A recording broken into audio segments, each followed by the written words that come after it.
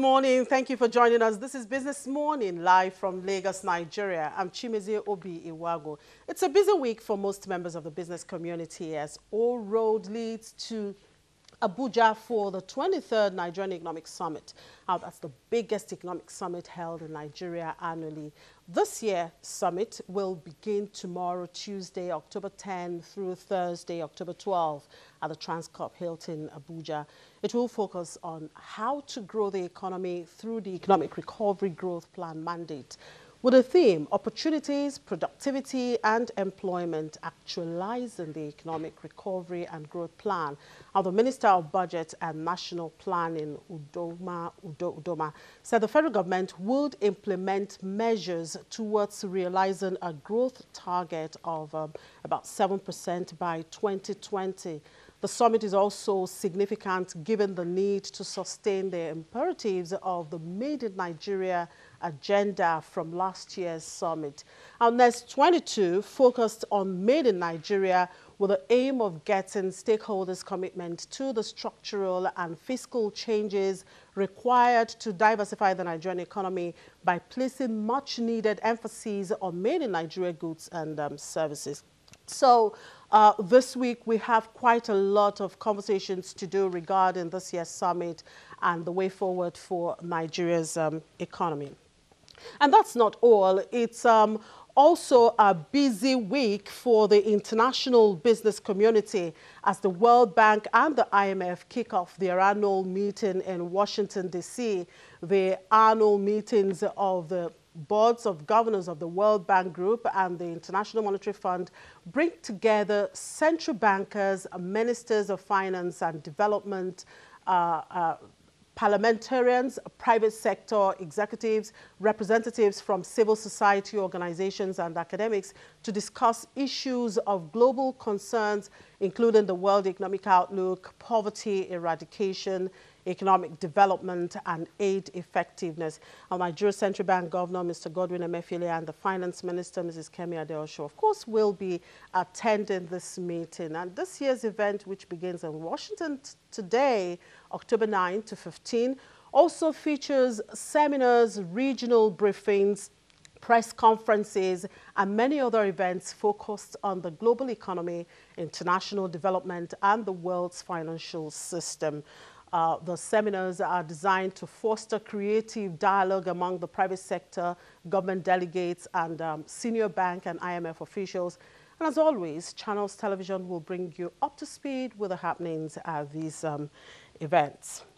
Now, other events on the calendar this week, the Board of Harvard Business School Association of Nigeria is in partnership with the Lagos State government is hosting the Lagos State Infrastructure Roundtable, and that is taking place today in Lagos.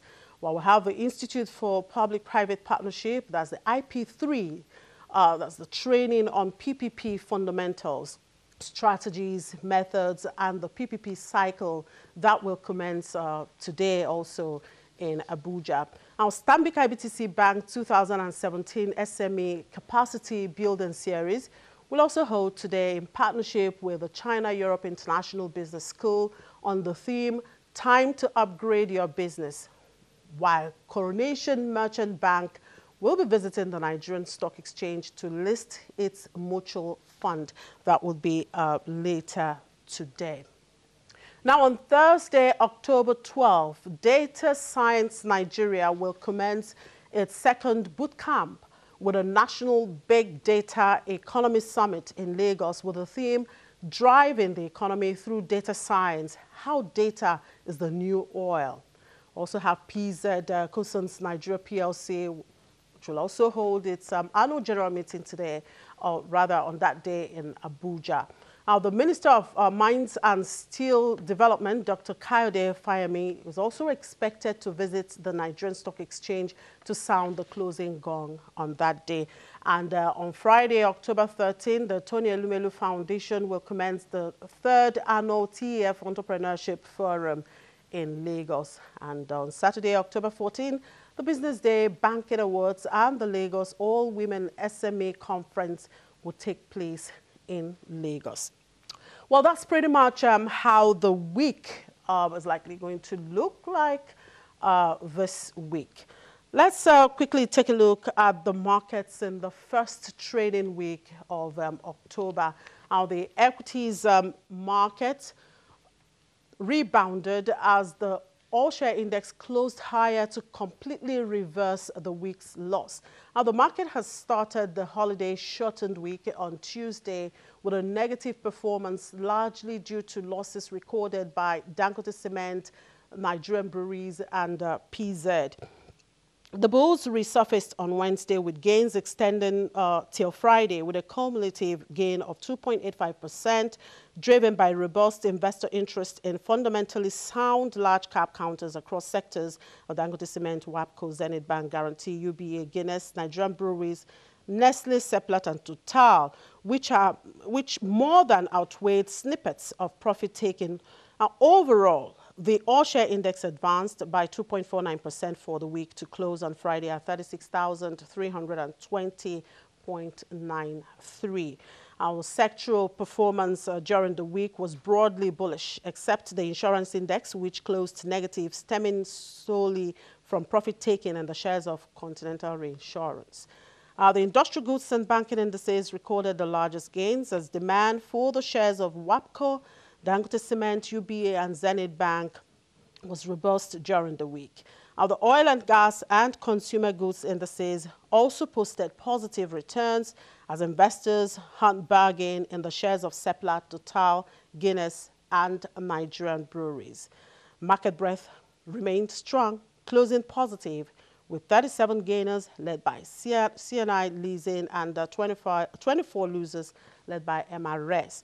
Our total volume traded increased by 12.60%, with FCMB, Diamond Bank, and FBNH accounting for 44.76% of the total market volume.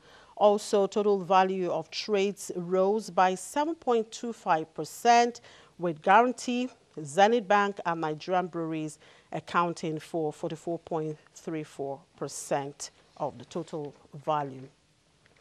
At the unlisted securities market, a total volume of 6.02 million securities were traded, valued at 42.40 million naira in 18 deals. The unlisted securities index closed positive, up 0.13%, with a market capitalization at 403.84 billion naira.